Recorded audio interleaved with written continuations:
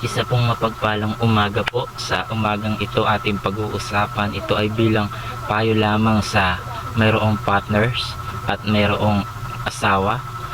Sa pag-aasawa ay napakahalaga yung pinakamagandang samahan o relationship ng bawat isa, na wag dapat masira, wag sanang mawasak ng anumang pamamaraan, dahil sa pag-aasawa ito ay tunay na dapat pinagtitibay ang pagmamahalan, sapagkat meron kasing mga tao na may asawa na nagpapaligaw pa, meron namang lalaki may asawa na nanliligaw pa. Pagdating sa mga ganyang usapin, dapat dinidedma na lang natin ang lahat, lalo na kapag mga may messages, may mga message sa atin na sinusubukan pa tayong ligawan na kahit tayo ay may asawa na.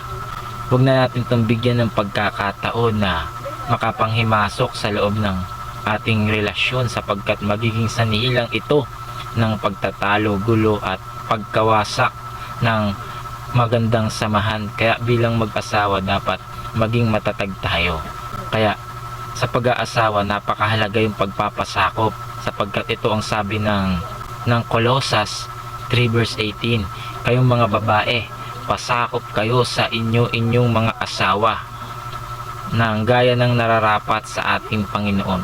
Kung tayo ay nagnanais na maging karapat dapat sa ating Panginoon, ay nararapat lang na dapat tayong magpasakop sa ating kinakasama, o yung ating asawang kinakasama nararapat nating pakisamahan ng mabuti, sapagkat napakasarap sa relationship kapag ang pag-ibig ng isa't isa ay tapat na nagmamahalan.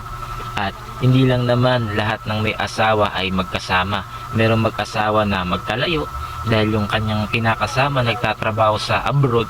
Ngunit ang napakahalaga sa pagmamahalan, yung hindi nawawala yung tiwala ninyo sa isa't isa at yung katapatan nyo sa isa't isa. Kaya napakahalaga bilang isang lalaki na dapat maging security siya sa kanyang asawa, na dapat niyang protektahan, ingatan, pahalagahan gaya ng sisidlang babasagin. Dahil kung ang pag-ibig magkakaroon ng lamat, napakahirap po yan na maibalik pa. Kaya bilang nagmamahalan, yung tiwala wag po nating wawalain sa isa't isa, lalo na kapag ang iyong asawa ay sobrang napakabait.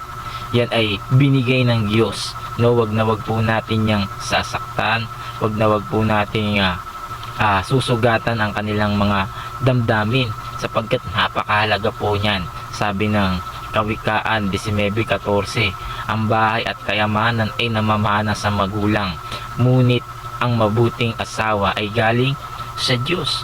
Kaya tunay na napakabuti ng Diyos kapag tayo ay binigyan ng mabait na asawa, na dapat nating pahalagahan yan. Yan yung kayamanan na masasabi natin na napakahalagang bigay ng Diyos, yung taong mabuting kinakasama natin sa buhay.